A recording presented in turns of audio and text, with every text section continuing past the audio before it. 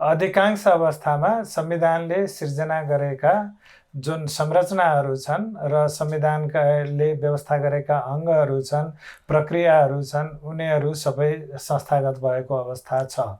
कम्तीमा पनि उनीहरू बनेका छन् र बनेका संरचनाले काम गर्न थालेको छ। त हाम्रो इस्यु के हो भने कि यी संरचनाहरू जसले काम गर्न थालेको छन्, जुन 8 वर्षको अवधिमा तयार भइसक्यो र संविधानको कार्यान्वयनको बाटोमा यिनीहरूले चाहिँ नेतृत्व गर्नुपर्ने हो, त्यहाँ चाहिँ समस्या छ। त्यो गति असाध्यै मन्द भयो र हाम्रा चुनौतीहरू धेरै छन्, तर कार्यान्वयनको गति मन्द भएको कारणले गर्दा अनि चुनौतीहरूको व्यवस्थापन उचित रूपमा हुन सकेको छैन। आधारभूत कानुन पनि नदिइकन हामीले सङ्घीय संरचनाका औजारहरूले काम गर्न सकेनन् भनेर समीक्षा गरिरहेका छौँ। कतै अन्याय त हुँदैन? अन्याय त भइरहेको छ। खास गरी सङ्घीय सरकारले आधारभूत विषयहरू जुन छन् नि, जुन चाहिँ स्थानीय सरकार र प्रदेश सरकारको क्षेत्राधिकार अन्तर्गतका विषयवस्तुहरू छन्, जो शिक्षा स्वास्थ्यदेखि लिएर स्थानीय प्रशासनसम्मका विषयहरू, त्यसमा आफ्नो ऐन कानुन नबनाइदिएका कारणले गर्दा स्थानीय सरकार र प्रदेश सरकारको स्वायत्तता प्रभावित भइरहेको परिस्थिति छ।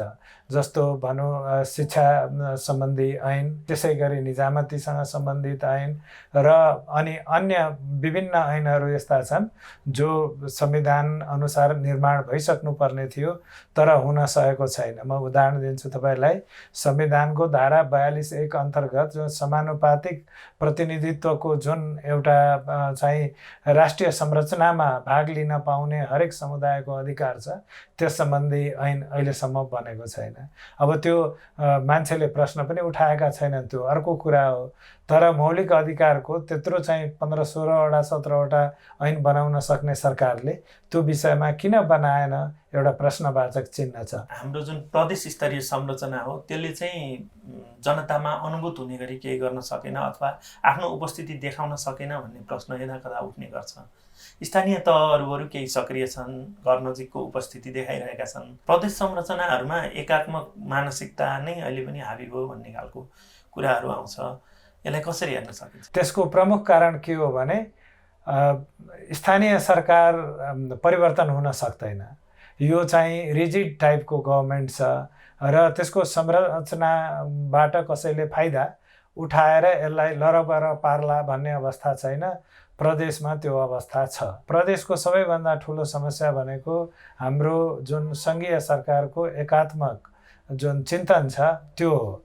दोस्रो, कानुनहरू नबनेको हुनाले पनि हो। तेस्रो चाहिँ राजनैतिक दलहरू हुन्। त्यो राजनैतिक दलहरूको भूमिका चाहिँ यो प्रदेश सरकारमा स्वायत्त हुन सकेन। सङ्घीय गठबन्धनको मान्यता अनुसार सरकार निर्माण हुने अनि सरकारका सहयात्रीहरू संयुक्त सरकारका अनि चयन हुने पद्धति बस्यो। त्यसले गर्दा के भयो भने कि हरेक प्रदेशमा जनताले म्यान्डेट दिएको पार्टी छ, सबैभन्दा ठुलो बढी भोट ल्याउने पार्टी पनि छ। दोस्रो, स्ट्याटस कसको हो त्यो पनि स्पष्ट छ। तेस्रो कसको हो। तर भयो के भने कि जो प्रशस्त भोट ल्याएको छ तर सरकारको नेतृत्व गर्न पाएको छैन। सरकारको जसले नेतृत्व गरेको छ उसँग म्यान्डेट छैन। अनि म्यान्डेट नभएको हुनाले उसले हिजो जनतामा जाँदा जुन नीति तथा कार्यक्रम अनुमोदन भएको हो त्यो उसले कार्यान्वयन गर्न सक्दैन। हामी कहाँ पार्टीहरू जेसुकै भए पनि स्थानीय र हाम्रो प्रदेश स्तरमा सङ्घीय गठबन्धनको मूल्य मान्यता अनुसार सरकार बन्छ।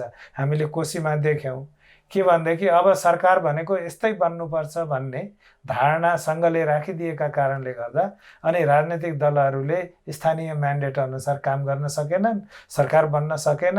अब देखिहाल्नुहुन्छ कत्रो अहिलेसम्म निर्वाचन भएको पनि यत्रो महिना भइसक्यो, वर्ष दिन बितिसक्यो, तर हामीले स्थिर सरकार, टिकाउ सरकार या जनतालाई राजनीतिलाई जुन एउटा दिगो बनाउन सक्ने सरकार बन्न सकेको छैन। संविधान कार्यान्वयनको यो चरणमा आइपुग्दाखेरि 8 वर्षसम्म आइपुग्दाखेरि संविधानमाथिका प्रहार अथवा यति विघ्न चाहिँ नगरेको भए हुन्थ्यो भनेर केही घटनाक्रमहरूलाई आलोचना गर्ने गरिन्छ। प्रतिनिधि सभा विघटन पहिलो र दोस्रो त्यसको एउटा उदाहरण हो। त्यो कदम गलत भयो, संविधानमाथि नै प्रहार भयो भनेर त्यसको रक्षाका लागि सत्तामा पुगेका अर्को पक्षले चाहिँ कोसीमा फेरि ठ्याक्कै ठिक उल्टो गरे। मौका पाउँदा कसैले पनि संविधानलाई चाहिँ आफू अनुकूल प्रयोग गर्न छोड्दो रहेछ भन्ने देखियो होइन। खास गरी सरकार निर्माणमा त एउटा राजनीतिको सफा खेलको हुनै सकेको छैन। त्यसमा पहिलेदेखि अब हामी जे देखिरहेको छौँ त्यो बडो कमजोर प्रकृतिको सरकार छ, जसले देशको जुन समस्याहरूको बोझ उठाउन सक्ने हामी आधार देख्दैनौँ। अनि जो म्यान्डेटवाला छ, जसले सरकारको नेतृत्व गर्नुपर्ने हो, ऊ कुनोमा बसेको छ। अनि जसले चाहिँ अब अपोजिसन भएर बस्नुपर्ने हो, सरकारको नेतृत्व निर्वाह गरेको छ, त्यहाँ समस्या त हुने भयो। तर त्यसभन्दा पनि अब अरू विषयहरू पनि छन्। हामी जुन संविधान र कानुनलाई लागू गर्ने कुरामा अनि हरेक तहबाट हामी अब कार्यपालिका, व्यवस्थापिका, न्यायपालिका सबैबाट चाहिँ कमी कमजोरी देखिए। हामी राष्ट्रपतिको कुरा गर्ने हो भने तपाईँ संक्षिप्त रूपमा कि राष्ट्रपतिले एउटा निष्क्रिय भइसकेको विधेयकलाई होइन, हाउस त्यो विधेयक निर्माण गर्ने हाउस नै बिदा भइसकेको थियो, त्यसलाई उहाँले सहमति दिनुभयो, प्रमाणीकरण गरिदिनु भयो। र त्यो प्रमाणीकरण गर्न जुन सिफारिस गर्ने अधिकार अहिलेको सरकारसँग थिएन, तर त्यसलाई सबैले चित्त बुझाए, गलत काम भयो। तपाईँ दोस्रो हामीले देख्दछौँ जब चाहिँ रेशम चौधरीलाई माफी दिने कुरा आयो, राष्ट्रपतिले आँखा चिप्लिनु भयो। अब राष्ट्रपतिको त्यो अधिकारको कुरो थिएन, तर एकपल्ट त उहाँले भन्न सक्नुहुन्थ्यो यो संविधानले दिँदैन, तपाईँले कसरी यस्तो प्रस्ताव ल्याउनु भयो भनेर प्रधानमन्त्रीलाई। तर अब क्याबिनेटले पारित गर्यो, प्रधानमन्त्रीले एउटा जालेमाले भाषा प्रयोग गरेर राष्ट्रपतिलाई अब प्रभावमा राखेर उहाँले त्यसलाई सदर गराउनु भयो। के भयो भने एउटा हिनस क्राइम जुन चाहिँ 3 तहको अदालतबाट चाहिँ प्रमाणित भएको थियो, राष्ट्रपतिको चाहिँ एउटा निर्णयविहीनताका कारणले गर्दा, प्रक्रिया नफलो गरेको कारणले गर्दा चाहिँ त्यो गलत अभ्यास हुन गयो। कार्यपालिकाको अवस्था त्यस्तो छ। हेर्नुहोस्, तपाईँ व्यवस्थापिकाको हेर्नुभयो भने संसदको जहिलेदेखि महरा चाहिँ सभामुख हुनुभयो, अनि त्यसपछि उहाँलाई सापकोटाले उहाँलाई चाहिँ टेकओभर गर्नुभयो। अहिले नयाँ चाहिँ सभामुख हुनुहुन्छ। निर्देशन दिने चलन चलेको छ। निर्देशन दिने अधिकार त कार्यकारिणीको अधिकार हो। प्रधानमन्त्रीले संसदलाई निर्देशन दिनुहुन्छ, आफ्नो सरकारलाई निर्देशन दिनुहुन्छ। हाउसले प्रधानमन्त्रीलाई केही भन्ने हो भने हाउसको फ्लोरबाट भन्ने हो, सभामुखले निर्देशन दिने होइन। अब निर्देशन दिने अधिकार प्रयोग हुन लाग्यो। एमसिसीमा हामीले देख्यौँ कत्रो ठुलो अन्याय भयो कि प्रधानमन्त्री या यो देशको सरकार एमसिसीलाई हाउसमा टेबल गर्न चाहन्छ, तर सभामुखले टेबल गर्न दिनुहुन्न। देशको सार्वभौम प्रधानमन्त्री एउटा सभामुखको अगाडि निस्तेज भएर बाँच्नु पर्यो, काम गर्नु पर्यो, झगडा मिलाउनलाई डेलिगेसन पठाउनु पर्यो। तपाईँको दोस्रोले पनि त्यही नै गर्नुभयो। सापकोटाले मसँग कुरा गर्ने होइन, एमसिसी टेबल गराउने हो भने मेरो हाकिमसँग, मेरो नेतासँग कुरा गर्नुहोस् भनेर पठाउनु भयो प्रधानमन्त्रीलाई। अब सभामुखको निष्पक्षता समाप्त भएको संसदमा हामी चाहिँ प्रजातन्त्र त्यहाँबाट खोज्ने प्रयास गर्दैछौँ। न्यायपालिकाको देखिहाल्नु, अदालतले धेरै राम्रो गरेको छ, विभिन्न सङ्कटहरू टारेको छ, संविधानको संरक्षण गरेको छ, तर गर्न धेरै कुरो बाँकी छ। जस्तो हामी भन्न सक्छौँ वैधानिकताको प्रश्न छ। धेरै संवैधानिक अङ्गका चाहिँ तपाईँको पदाधिकारीहरूको होइन, अब यत्रो लामो अवधि भइसक्यो, अङ्ग पुगेको मुद्दा छ, सुनवाई हुँदैन हरेकपल्ट। अनि त्यो पेशी चढ्दछ, कहिले टाइम पुग्दैन, कहिले चाहिँ स्थगन हुन्छ। त्यो होइन नि त। देशको प्रधान न्यायाधीशले चाहनुभयो भने यो न्यायालयको पद्धतिलाई उठबस गराउन सक्नुहुन्छ होइन। अङ्ग पुगेको मुद्दा जहिले पनि सुनवाई हुन सक्दछ। अनि प्रधान न्यायाधीशले किन कन्सिड गर्दै हुनुहुन्छ भन्ने कुरो त हामीलाई स्पष्ट छ, किनभने उहाँलाई लाग्दछ यो मुद्दामा प्रेसर गर्ने एलिमेन्टहरू धेरै छ। अदालतले अर्काको अनुहार हेर्ने होइन नि त। उहाँले निर्णय गरिदिएको भए अहिले वैधानिकताको, संवैधानिकताको यत्रो ठुलो प्रश्न जुन नियुक्तिमा गरिएको चाहिँ एउटा गैर कानुनी अभ्यास छ, त्यसमा चाहिँ एउटा प्रष्ट रूपमा त्यसले समाधान पाउने थियो। अनि संवैधानिकताको इस्युमा अपराध कसुरको इस्युमा तपाईँ कम्प्रोमाइज गर्नु हुँदैन। हाम्रो सरकारको देख्नुभयो कि अहिले ललिता निवासको यत्रो ठुलो इस्यु भयो, सुन काण्ड भयो, यो केवल धरपकडको शैलीले न्याय हुन्छ त? फौजदारी न्याय प्रशासनको उद्देश्य के हो भने 9 जना बरु अपराधी छुटुन् तर एउटा निर्दोषले सजाय नपाओस्।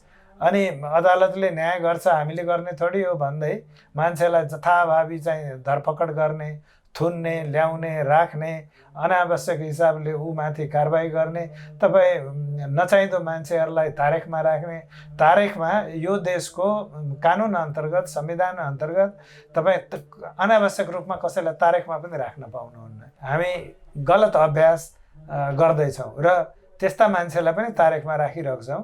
जसले बोलाएको बेलामा जहिले पनि न्याय प्रशासनलाई सहयोग गर्न सक्छ। त यो धरपकडको शैली कानुनको शासनको कति बर्खिलाप हो। सुनकाण्डमा त्यही हो, मूल मान्छेलाई समाउन सक्नु छैन, अनि यो पेरिफेरल मान्छेहरूलाई चाहिँ धम्क्याएर अनि सरकारले आफ्नो क्षमता देखाउने होइन। पहिलो कुरो त संसदलाई सुचारू राख्नु पर्यो। हामी कहाँ यस्तो प्रतिपक्ष छ जसले संसदमा ताला लगाएर अनि आफ्नो अभिमत प्रष्ट गर्न चाहन्छ। हिजो पनि त्यही भयो, आज पनि त्यही हो। यहाँ कालो गोरोको कुरो छैन। सबैको चाहिँ एउटा के देखिन्छ भने अप्ठ्यारो पारेर आफ्नो कुरा मनाउने। तपाईँ जस्तै यही उहरूको कुरो भयो कि संसदमा नियमित जुन संसदीय अभ्यास छ हुनु पर्यो, समितिहरूले निरन्तर काम गर्नु पर्यो। हेर्नुहोस् त यत्रो महिनादेखि संसद छ, 4वटा विधेयक पारित हुन सकेको छैन, किनभने कामै हुँदैन। अनि यो हल्का फुल्का राजनैतिक कुरा गर्यो अनि त्यसका आधारमा चाहिँ संसदलाई चलाउने हो भने पार्लियामेन्ट्री डेमोक्रेसी चल्न सक्दैन। हामी कहाँ त्यस्तो देखिँदैछ। दोस्रो के हो भने सरकारले कानुन र प्रशासनको प्रत्याभूति दिनुपर्दछ। कानुनको शासन हुनैपर्छ। अदालतले करेक्ट गर्ने भनेको त त्यो त करेक्टिभ मेजर भयो। त्यो जिम्मेवारी त नेपाल सरकारको हो, सङ्घीय सरकारको या स्थानीय वा प्रादेशिक सरकारको हो। त्यो उनीहरू योसँग मतलबै छैन। हामीले अघि कुरा गऱ्यौँ कि यत्रो ट्याक्स गर्ने पावर छ सबै तहको सरकारलाई, तर अनि त्यो ट्याक्स गर्ने पावर तब प्रयोग हुन्छ जब स्थानीय स्तरको इकोनोमी सुध्रिन्छ, विकास हुन्छ। अब त्यो विकास भन्ने कुरो हुन सकेको छैन। अनि मान्छेले चाहिँ भन्छन् के भन्दाखेरि भ्रष्टाचार धेरै भयो। त भ्रष्टाचार हुने कुरामा पनि त कानुनविहीनताको स्थितिले कन्ट्रिब्युसन गरेको छ, त्यो हेर्नु पर्यो। अनि उचित रूपमा चाहिँ स्थानीय सरकारलाई, प्रदेश सरकारलाई ट्रेनिङ दिनु पर्यो। उनीहरूले चाहिँ त्यो जुन एउटा कानुनको शासन बुझ्न नपाएको अवस्था जसलाई छ उसलाई त्यो अवस्था सुधारका लागि प्रयास गरिदिनु पर्यो। केवल अब भ्रष्टाचारको नियम त स्पष्ट छ। तपाईँले गरेको भ्रष्टाचार भनिएको कुरो यदि सद्विवेकको प्रयोग गरेर गरेको हो, बोनाफाइडी छ भने त्यसलाई भ्रष्टाचार भनिँदैन। बदनियत छ भने मात्र त्यो भ्रष्टाचारमा चढ्दछ। तर त्यति कुरो पनि त हाम्रो कानुनबाट या सङ्घीय सरकारबाट स्थापित गर्न सकिएको छैन। संविधानका जुन कार्यान्वयन गर्नुपर्ने कर्ताहरू हुन्छन् उनले परिपालनामा इमान्दारिता देखाएनन्। अहिलेको होल के देखिन्छ भने तपाईँको हाम्रो अब मूल पार्टीहरू 7-8वटा हुन्। उनीहरू सबैको एउटा चरित्र के देखिन्छ भने जसरी भए पनि सत्ता साझेदारिता गर्नु पर्यो, सत्तामा बस्नु पर्यो, मन्त्री हुनु पर्यो, चाहे त्यो पालो हुन्छ या अरूलाई पालो नदिकन हुन्छ, त्यो गर्नु पर्यो, 2-4 पैसा कमाउनु पर्यो। त्योभन्दा बाहेक यहाँ एउटा नैतिक राजनीति छैन। त मैले अघि भने कि डोकोभरि समस्या छ। त्यो डोको बोक्ने हामीसँग मन्त्री छैनन्, प्रधानमन्त्री छैनन्, हाम्रो अदालत भएन, हाम्रो चाहिँ संसद भएन। के भइरहेको छ भने सत्ताबाट कसरी सुविधा लिने, पावरको दुरुपयोग कसरी गर्ने। संविधान कार्यान्वयनकर्ताले अथवा संविधानका एक्टरहरूले जुन काम गर्नुपर्थ्यो त्यो नगर्दाखेरि जनमानसमा आक्रोश बढेको छ नि। हो, आक्रोश छ, तर जति आक्रोश भए पनि जनस्तरमा यो संविधान फाल्नुपर्छ, हटाउनुपर्छ भन्ने त छैन। अब यो के भने सामाजिक सञ्जालमा अलिकति यो चुकिलो कुरा गर्ने मान्छेहरू यदाकदा भेटिन्छन्, तर आम जनताको दृष्टिकोणले हेर्नुभयो भने एउटा कुरो प्रष्ट के छ भने संविधानको विकल्प खोजिएको छैन। त तर सरकार र प्रशासनको विकल्प चाहिँ खोजिएको छ। हाम्रा नेताहरूको विकल्प खोजिएको छ। प्रशासकहरूले हाम्रो समस्या सुनेनन् भन्ने छ। यसको सुधार गरिनुपर्छ यो संविधानको भन्ने पनि छ। तर संविधानै फालौँ भन्ने त मैले त्यति सुनेको छैन। यदाकदा संविधान संशोधनको कुरा चाहिँ उठ्छ। यसको विधिशास्त्रीय मत चाहिँ के हो र खास गरी संविधानको समीक्षा गर्ने बेला कहिलेबाट सुरु हुन्छ र संशोधनको कुरा पनि कहिलेबाट गर्दा उचित? समीक्षा त अब दिनानुदिन गर्नुपर्छ। अब तपाईँ के भनिन्छ भने यो भिजिलेन्स चाहिँ डेमोक्रेसीमा जहिले पनि चाहिन्छ कि हामीले यदि कमेन्ट गर्न छोड्यौँ, हामीले चाहिँ कुरा काट्न छोड्यौँ भने अनि सत्ता सुध्रिँदैन, त जहिले पनि जवाफदेहिता माग गर्नुपर्दछ। हाम्रो त्यतापट्टि समस्या छैन, त्यो त निरन्तर रूपमा भइरहेको छ।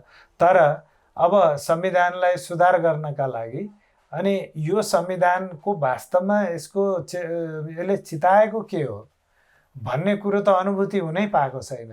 संविधान यति मेहनत गरेर ल्याइएको छ, त्यो संविधानलाई अक्षरशः लागू गरौँ र यसको प्रतिफल आम जनताले पाउन् भन्ने चाहिँ त्यो धारणा राखेर यसलाई कार्यान्वयन गरेपछि अनि मात्र थाहा हुन्छ कि हामीलाई अब कहाँ कहाँ संशोधन गर्दा साँच्चैकै राम्रो एउटा संविधान हामी संशोधनको माध्यमबाट प्राप्त गर्न सक्छौँ।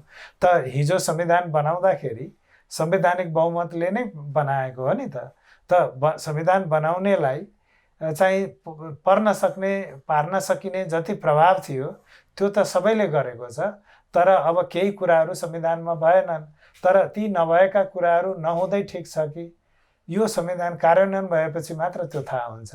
त कार्यान्वयनको कुरोमा चाहिँ हामी कहाँ अहिले पनि प्रशस्त चुनौतीहरू भए र जब यसको अक्षरशः कार्यान्वयन हुन सकेको छैन भने यसलाई संशोधन गर्न कसरी सरकारलाई विश्वास गर्ने? सरकार दिगो हुनु पर्यो, टिकाउ हुनु पर्यो, सक्षम हुनु पर्यो। अब यसको हातमा हतियार दियो भने यसले जथाभावी गर्दैन भन्ने विश्वास हुनु पर्यो नि। अहिलेको सरकारले त या हामी जस्तो किसिमको सरकारको अभ्यास गरिरहेका छौँ त्यो सरकारहरूले त यो अस्थिरतामा जे पनि गर्दैनन्।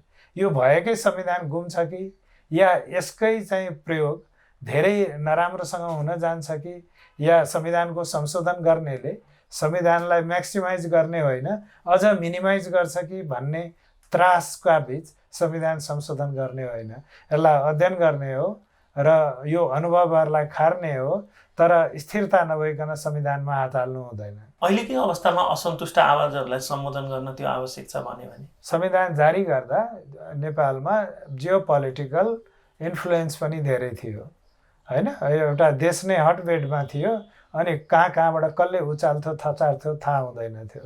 अहिले के देखिन्छ भने हामी कहाँ संविधानका बारेमा आलोचनात्मक दृष्टिकोण राख्ने जुन एउटा पार्टीहरू छन्, नेताहरू छन् या जुन क्षेत्र छ त्यसले पनि संविधानलाई अनादर गरेको छैन। ऊ के भन्दैछ भने यो संविधानको कार्यान्वयन होस् र संविधानको जुन मापदण्ड छ त्यसै अनुसार कार्यान्वयन होस्। अनि त्यो हुने बित्तिकै हाम्रा लागि पनि एउटा वातावरण निर्माण हुन सक्छ संशोधन गर्ने। तर त्यो संशोधन गर्ने चिजवस्तु चाहिँ के हो त कसैमा स्पष्टता छैन। जस्तो धेरैको भनाइ छ हामी चाहिँ यो निर्वाचन पद्धतिलाई सुधार गर्ने। ठिकै छ, कानुन बनाएर सुधार गर्न सकिने जति छ गरौँला, त्यो धेरै च्यालेन्जिङ हुँदैन।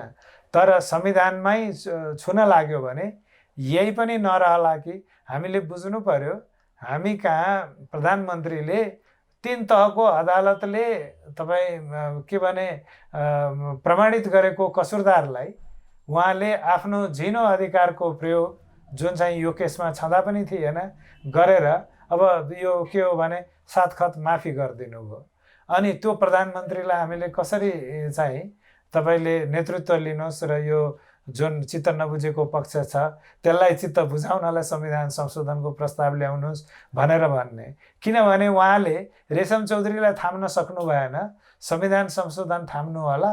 अनि फेरि हाम्रो देशमा त यो एलिमेन्टहरू यस्ता एलिमेन्टहरू छन् जो देशको चिन्ता छैन तर भारत र चीनको चिन्ता बढी छ।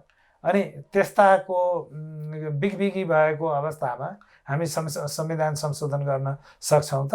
बरु संसदले गर्न सक्ने कुराहरूमा गरौँ न। जस्तै अहिले निर्वाचन ऐनलाई सुधार गर्नका लागि निर्वाचन आयोग आफैले एउटा एकीकृत ऐनको व्यवस्था गरेको छ। उसले त्यो के भनेदेखि त्यो एकीकृत ऐन नेपाल सरकारले पारित गरिदियोस्, त्यसलाई इन्डोर्स गरिदियोस् भन्ने चाहना राखेको छ। खोइ सरकारका मान्छे कोही बोल्दैनन्, बरु हामी बोलिरहेका छौँ। निर्वाचन आयोगले जे गरेको छ बडो राम्रो गरेको छ। निर्वाचन आयोग एउटा ले सुरक्षित रूपमा निर्वाचनका सबै विषयवस्तुहरूलाई अवतरण गर्न खोजेको छ, जुन हाम्रो समस्याका रूपमा हल्लिरहेको छन् आकाशमा। त त्यत्रो ठुलो कुरो छ, त्यो गरौँ। तर त्यसमा त कसैको चासो छैन। समानुपातिक निर्वाचन प्रणालीमा विकृति भयो, अनि त्यसपछि निर्वाचन खर्चिलो भयो, अनि संवैधानिक परिषदमा भएका पदाधिकारीहरूको भूमिकामा प्रश्न उठ्यो, न्याय परिषदकै भूमिकामा पनि प्रश्न छ। अख्तियारले यो अनुचित कार्यको कारबाही कसले हेर्ने, क्लियर हुनुपर्छ भन्छ। यी कुराहरू कुनै न कुनै रूपले सम्बोधन हुनु पर्दैन र? समानुपातिक निर्वाचन पद्धतिको समस्या संविधानको भन्दा पनि हाम्रो प्रचलित कानुनको हो। किनभने प्रचलित कानुनले राजनीतिक दलहरूलाई धेरै अधिकार दियो। तपाईँ समानुपातिकता समस्या होइन, तर समानुपातिकताका नाममा चाहिँ अयोग्य उम्मेदवारहरू, त्यो सम्बन्धित क्षेत्र, जाति, धर्म, वर्ण, लिङ्गको प्रतिनिधित्व गर्न नसक्ने चाहिँ उम्मेदवारहरू र जसले चाहिँ निर्वाचन पद्धतिलाई म्याक्सिमाइज गर्न सक्दैन त्यस्ता उम्मेदवारहरूको चयन हुन लाग्यो हैन। श्रीमतीका लागि, छोराछोरीका लागि, ज्वाइँका लागि, आफ्ना आफन्तका लागि निर्वाचन पद्धतिको प्रयोग हुन लाग्यो। अब त्यो त संविधानको समस्या होइन, कानुनको समस्या हो एकातिर।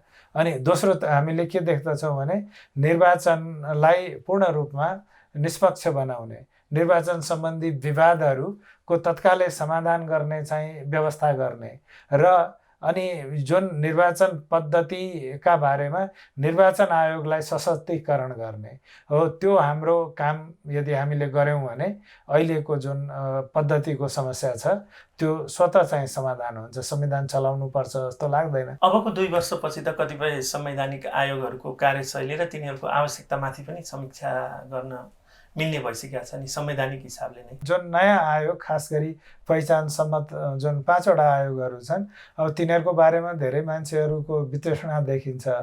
तर हामीले के बुझ्नु पर्दछ भने एउटा त यो जुन नियुक्तिको प्रक्रियाहरू धेरै ढिला गरी भए हैन। दोस्रो कुरो, नेपाल सरकारले स्रोत र साधनमा यी सबै आयोगहरूलाई धेरै कसेको छ। उनीहरूको हुन त देशको स्थिति राम्रो छैन आर्थिक रूपमा, तथापि उनीहरूले काम गर्न सक्ने गरी, आफ्नो क्षेत्राधिकारको प्रयोग गर्न सक्ने गरी बजेट र सुविधा पाएका छैनन्। कर्मचारीको अभाव छ। अनि यी आयोगहरूलाई हामीले प्रादेशिकरण गर्न सकेको छैन, स्थानीयकरण गर्न सकेको छैन। यो सबै सङ्घीय सरकारको जिम्मेवारीको रूपमा हेरिएको छ। प्रदेशले 1 कौडी खर्च नगर्ने आयोगहरूका लागि, स्थानीय सरकारले नगर्ने, तर सबै देश उचालेर टाउकोमा बोकिदियोस् भन्ने पनि सोचाइ छ। एउटा कमजोरी त्यतापट्टि पनि हो। अर्को त हामी यी आयोगहरूलाई कसरी चाहिँ प्रदेश सभामा पुर्याउने, छलफल गराउने, त्यो पनि समस्या भयो। अनि अर्को चाहिँ नेतृत्वको समस्या हो। मान्छे राम्रो दिए पो काम राम्रो हुन्छ।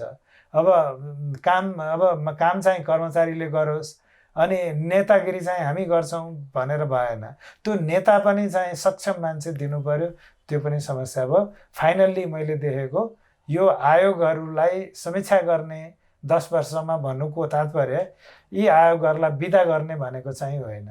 यिनीहरूलाई पुनर्मूल्याङ्कन गरेर काम कारबाहीको कस्तो किसिमको एउटा धरातल उनीहरूका लागि निर्माण गरिदिन सकिन्छ, उनीहरूलाई इफेक्टिभ बनाउन, प्रभावशाली बनाउन, त त्यसका लागि भनेर त्यो संविधानको प्रावधान राखेको हो। कतिपय मागहरू चाहिँ यो संविधानको आधारभूत संरचना छ नि, त्यसले ठेक्नै नसक्ने खालका मागहरू पनि राजनीतिक रूपले आएका छन्। धर्मनिरपेक्षताका कुराहरू, व्यवस्था नै यो मलाई ठिक लागेन भन्ने खालका कुराहरू पनि आएका छन्।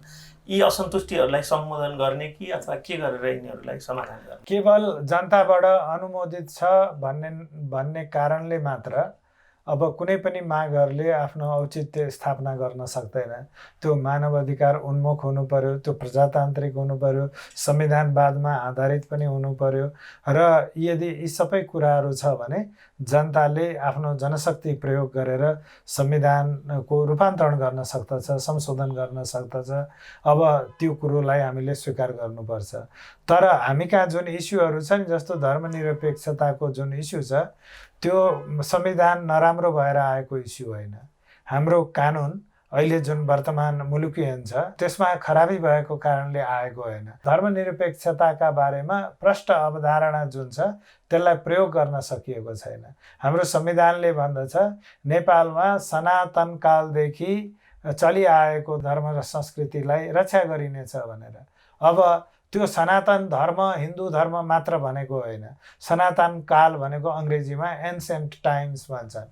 भनेको अर्थ हिन्दू धर्म, बुद्ध धर्म, किराँत धर्मको संरक्षण हुनु पर्यो। त्यो संरक्षण भएन। विदेश जाने नेपालमा मात्र होइन, यो अङ्ग्रेजी अलिअलि बोल्ने मुलुकहरू जति छन् तिनीहरू जहाँ पनि तपाईँको यो विदेश जाने संस्कृति छ। अब हाम्रो त लाहुरेको कल्चरै छ होइन, धेरै पहिलेदेखि त अलिअलि जाने आउने समस्या हुँदैन। हाम्रो समस्या के हो भने अब युवा जगत नेपालमा कुनै एट्र्याक्सन देख्दैन। नेपालमा उद्योग सबै विदेशीको हातमा गइसक्यो, अनि उद्योग चलाउनेहरू सबै विदेशी भइसके, व्यापार पनि विदेशी, सामग्री पनि विदेशी। अब के देखिन्छ भने अनि देशमा व्याप्त भ्रष्टाचारले एउटा पैसा भएको वर्गको सिर्जना गरेको छ, र त्यो वर्गले स्वदेशी होस् कि विदेशी होस् उसलाई खरिद गर्ने एउटा कन्ज्युमर जुन उसको कल्चर छ त्यो कल्चरमा ऊ बाँच्न सकेको छ। अनि आम मान्छेहरू जो छन् उनीहरूले पढेका छैनन्, बुझेका छैनन्, जानेका छैनन्। त हाम्रो कृषि, आधारभूत कृषि, आधारभूत शिक्षा र आधारभूत स्वास्थ्यमा राज्यले चाहिँ यत्रो वर्षदेखि गरेको जुन खेलवाड छ त्यो कारणले गर्दा नेपालमा मान्छे सुरक्षित महसुस गर्दैन। यो देश छोड्ने बित्तिकै हामी राम्रो वातावरणमा पुग्छौँ भन्ने दृष्टिकोण चाहिँ बन्न गएको छ। अब त्यसलाई समाप्त गर्ने भनेको सुशासन दिने र हिजोभन्दा आजभन्दा भोलि हामी प्रगति पथमा छौँ भनेर त्यो आश्वासन दिने हो।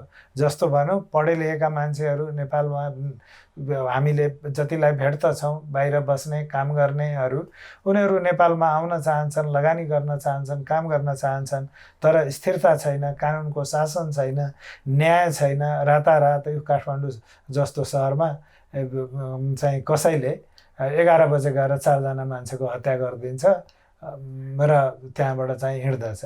समातियो, तर कति असुरक्षा। तपाईँले विचार गर्नुहोस् कि कुनै घरमा एउटा शान्त ठाउँमा डाङडाङ र डुङडुङ हुन्छ, छिमेकीहरू हेर्न जाँदैनन्। किनभने सबैलाई त्रास छ, असुरक्षा छ, ल एन्ड अर्डर छैन। यस्तो अवस्थामा अनि मान्छेले विदेश जान्छन्। तर विदेश जाने एउटा फ्याक्टर भयो। दोस्रो, हामीले आफ्नो मुलुकवासीलाई संरक्षण दिन सकेनौँ।